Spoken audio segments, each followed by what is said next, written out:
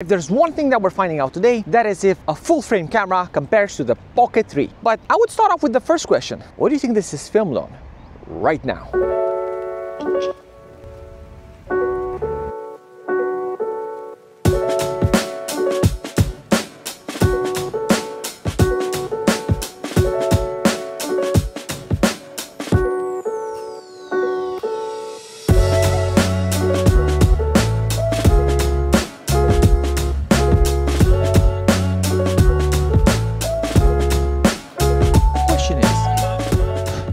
How about this? Do you know what this is filmed on?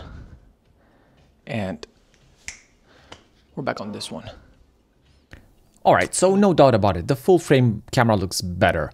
But by how much? Look, this is a full frame camera and this is the Pocket 3. I could work with the Pocket 3. I'm not saying it's the best, I'm saying I could work with it. But let's see how things change when we take these cameras outside for a vlogging test.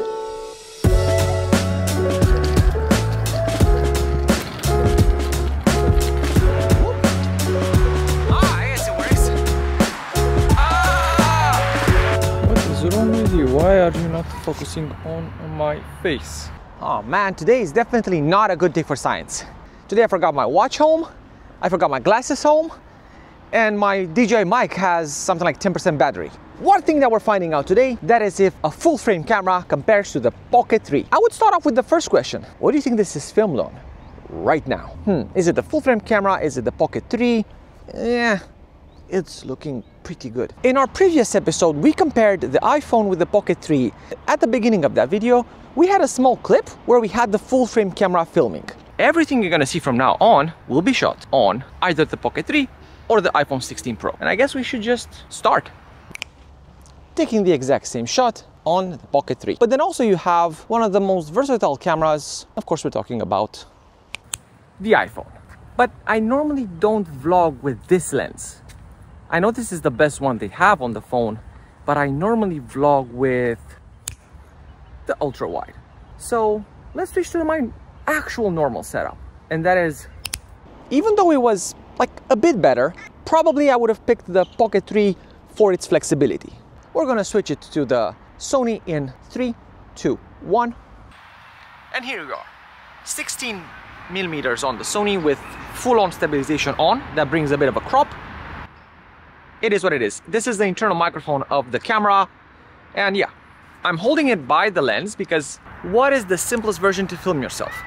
And when it comes to vlogging, you're not gonna be carrying around a big gimbal, heavy setup, because in the end, your hands will start hurting after a while. You're not gonna be traveling with a full-on gimbal to be able to stabilize your footage. You're not gonna be traveling with a full-on gimbal to be able to stabilize your footage. So you're gonna rely on a very good stabilization system. In the case of the DJI, it's a gimbal. In the case of the Sony, is a digital stabilization, but it's very, very good. One of the best, actually. So as we're talking, I might say that my hand cannot handle a full day of this. And right now I'm walking, vlogging on the Sony, and walking, vlogging on the DJI Pocket 3. And right now I'm walking, vlogging on the Sony, and walking, vlogging on the DJI Pocket 3. The hand with the full frame camera is getting a tad heavy. The hand with the full frame camera is getting a tad heavy. The DJI is holding me in frame no matter what I do, whilst with the Sony I have to keep it in frame myself. DJI is holding me in frame no matter what I do, whilst with the Sony I have to keep it in frame myself. Also, when it comes to being a bit more discreet, the Sony is full-on non-discreet and I don't have a microphone attached to it, whilst the DJI Pocket is just chill. It's chill. People don't look at me while I'm filming on the DJI Pocket 3. So next we're gonna compare something pretty cool. Now that we saw how it is to vlog on these cameras, let's take a look at the picture quality and dynamic range. Side-by-side footage, S-Log 3, Intelligent Auto, combined with the Pocket 3D Log M. I have S-Log 3 on, I'm not fully sure. I have S-Log 3 on, I'm not fully sure. Now let's try this exercise. Intelligent Auto versus S-Log 3 with the LUT on versus D-Log M with the small LUT on. And then side by side, which one would you choose? Because I think I would possibly go for the DJI. Drop me a comment if you think otherwise. Let's try this again. When you look at the footage, it's clear that the full frame camera is better in most of the cases. But the question is it worth 2,000 euros more? Depends on what you want to do.